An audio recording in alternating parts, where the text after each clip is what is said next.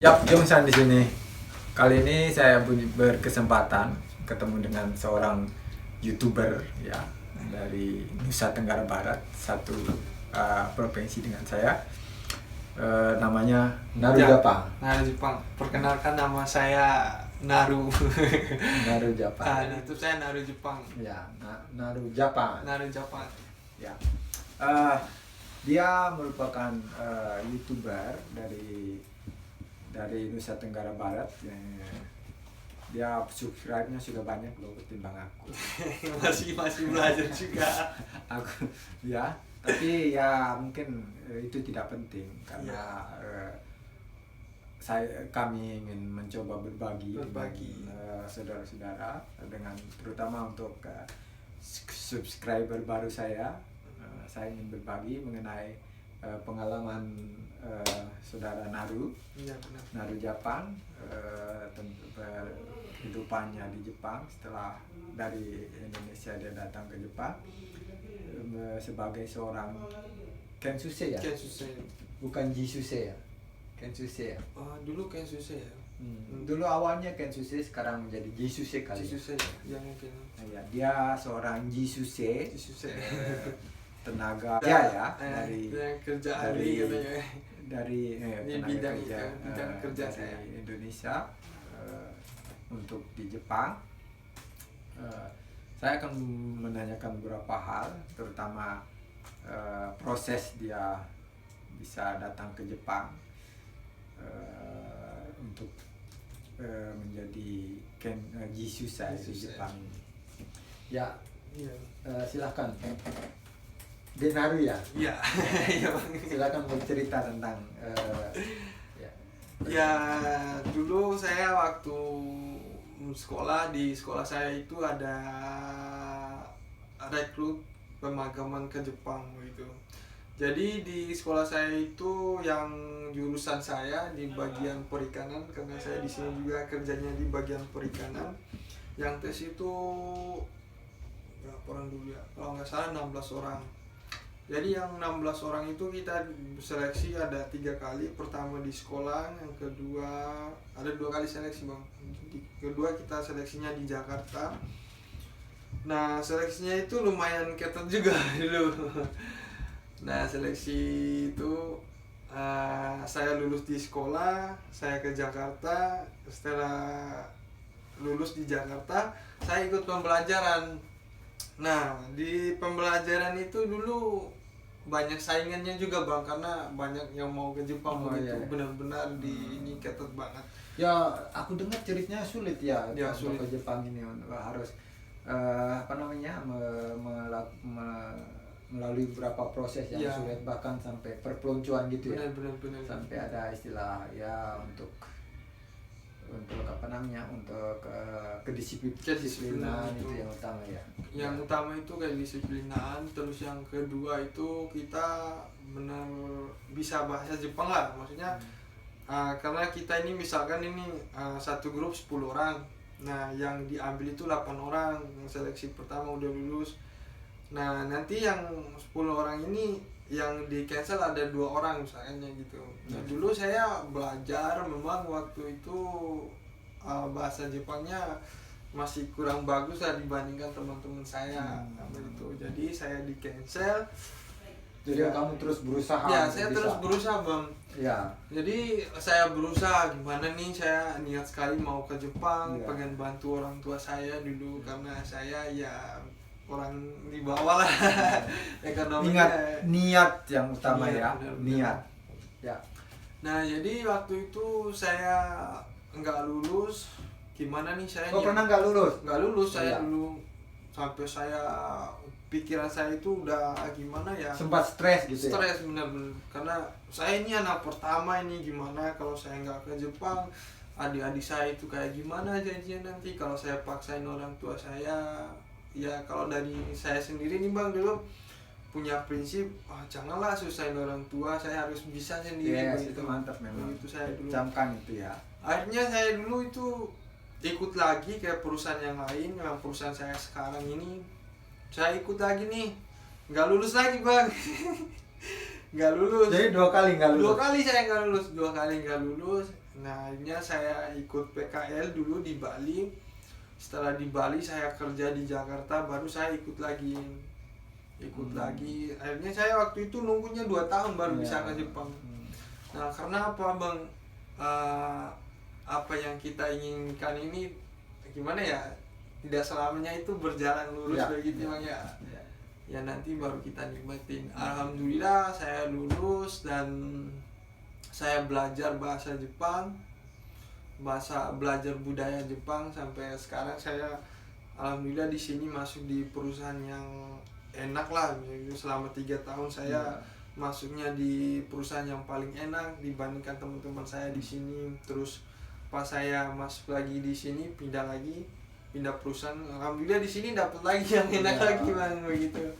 Ya, aku lihat berapa video kamu yang ada di YouTube itu, cuma kelihatannya hidupan Kensuke di Jepang ini bahagia. Saya juga memperhatikan beberapa kegiatan Kensuke. Ternyata memang kenyataannya mereka bahagia loh. Bahagia benar-benar. Walaupun awalnya masuk ke sini tuh sangat sulit dan penuh tantangan. Itu merupakan memang cobaan hidup, berakit-rakit ke hulu, berenang ke tepi ya. Iya benar-benar. Iya kan? Ya alhamdulillah saya ya baru udah menikmatin lah, buat orang tua saya, buat saya sendiri, meskipun ini belum sukses tapi ya setidaknya bisalah membanggakan orang tua di rumah begitu. Iya. Ya sampai saya dapat itu, sekarang udah bisa, adik saya udah jadi tentara ini berkat saya di Jepang loh teman-teman. Dengarkan itu ya. Jadi berkat jangan lupa keluarga setelah sukses.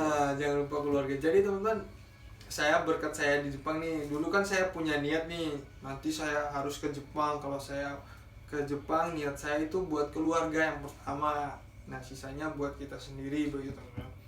Alhamdulillah saya bantu kakak saya udah lulus kuliah, adik saya udah jadi tentara loh teman-teman, berkat kerja saya di Jepang gitu. Ya. Jadi begitu bang. Alhamdulillah. Ya alhamdulillah di sini saya udah pindah kerjanya enak dan juga ya uang sakunya lumayan begitu teman-teman. Sehingga bisa beli kamera untuk YouTube. Ini mungkin bisa sebagai bahan pertimbangan atau pelajaran untuk rekan-rekan atau saudara-saudara, ayo pemirsa yang melihat video kami, ya, motivasi bahwa usaha itu tidak akan usaha itu tidak akan ya mengkhianati hasilnya. Iya benar. Itu yang ingin aku katakan. Ya, tapi tidak hanya di Jepang ini tidak hanya suka saja kan, tapi banyak hal-hal yang mungkin yang yang bisa dikatakan pelajari di sini. Ya tidak selalu menyenangkan kan di Jepang. Tapi bagaimana cara Anda untuk menghilangkan rasa? Ya kalau saya ya bang, caranya misalkan saya lagi rindu sama keluarga nih, ya pertama saya telepon keluarga saya, terus yang kedua ya ngumpul sama teman, misalkan teman satu daerah nih kalau ada libur ngumpul begitu. Jadi rasa gimana ya, rindu kampung itu kalau udah ketemu teman satu daerah, teman sendiri itu udah nggak ada lagi bang. Begitu kalau saya. Terus by the way, kamu kerja apa di sini? Kalau di sini saya kerja di bagian perikanan, karena saya dulu saya bergaulnya juga di jurusan saya dulu waktu sekolah di bagian perikanan begitu. Teknik perikanan. Perkapalan ya? Dulu. Perkapalan ya. Jadi di sini saya kerjanya di kapal. Berat ya kerjaannya? Ya kalau dibilang berat, ya berat. Kalau bilang nggak gimana ya nggak berat juga sih. Ya penting dinikmati. Nikmati. Dulu aja gitu ya. Ya bang. Kalau dulu waktu saya 1 tahun pertama di Jepang itu memang saya rasain itu berat. karena mungkin faktornya masih Ya, kepikiran, penyesuaian ya, ya, penyesuaian itu penyesuaian ya, adaptasinya ya. ya, sama masih kepikiran budayanya kan beda juga bang, kepikiran keluarga Iya, apa iya, gitu iya. ya. Ya kalau sekarang ya kerja saya nikmati ya biasa aja. Kerja. Hebat ya. Iya. Ngomong udah berapa tahun di Jepang ini? Kalau saya di sini baru 4 tahun. Baru sudah 4 tahun ya? Nggak pernah pulang saking nyamannya ya. Tidak mau pulang ya? Nggak mau pulang. Ingin menikah ya dengan orang sini? Ya. Ada pacar di Jepang? Pacar sih nggak ada. Kalau ada jodoh di sini ya mau. Oh iya iya. Ya. Dengarkan itu ya. Gitu. Jadi kalau prinsip saya banyak. Saya pernah dengar kata orang tua dulu, kalau merantau itu pulang harus sukses begitu. Jadi rencana saya nanti mungkin udah punya usaha sendiri, udah punya rumah, mungkin saya baru pulang ya. ya. Ya nggak lama sih, 2-3 tahun lagi. Kalau mungkin udah dapat. Yes. Ya begitulah ngobrolan kita sedikit dengan Naru Japan. Jangan lupa subscribe Naru Japan. Naru ya itu ya nanti kita berbagi dalam hal ini supaya pemirsa bisa kalau ada yang perlu ditanyakan bisa langsung ke Naru Japannya. Ada hal-hal yang perlu ditanyakan tentang bekerja di Jepang khususnya ya, suka dukanya. Mungkin obrolan kita kali ini tidak begitu mendetail. Kalau ada yang perlu ditanyakan lebih detail, silakan langsung ke Naru Japan. Ya begitu teman-teman. Mungkin ada lagi nih bang, saya mau kasih tahu nih teman-teman kehidupan di Jepang ini kayak susah ya. Oke. Jadi teman-teman, buat teman-teman yang ingin ke Jepang nih, mungkin bahkan banyak juga yang tanya ke saya pribadi, teman-teman saya, bang, gimana sih kerja di Jepang itu, aman gak sih, orangnya baik apa gimana gitu. Ya kalau teman-teman mau ke Jepang itu jangan takut ke Jepang, karena di Jepang ini kita semuanya itu udah terjamin ya, dari rumah, terus peraturan di sini juga, tempat tinggal apa. Jadi di sini nggak ada penjahat loh teman-teman. Kalau kita baik, ya semua orang sini baik, semua ramah-ramah begitu. Jangan takut untuk ke Jepang. Oke teman-teman. Dan hebatnya Jepang itu menjamin segala hal. Iya. Ya. Iya benar. Baik ya, tapi kita juga punya kewajiban untuk melakukan misalnya masuk asuransi atau apa. Dan ya karena semuanya sudah diatur ya, sifatnya saling menguntungkan gitu.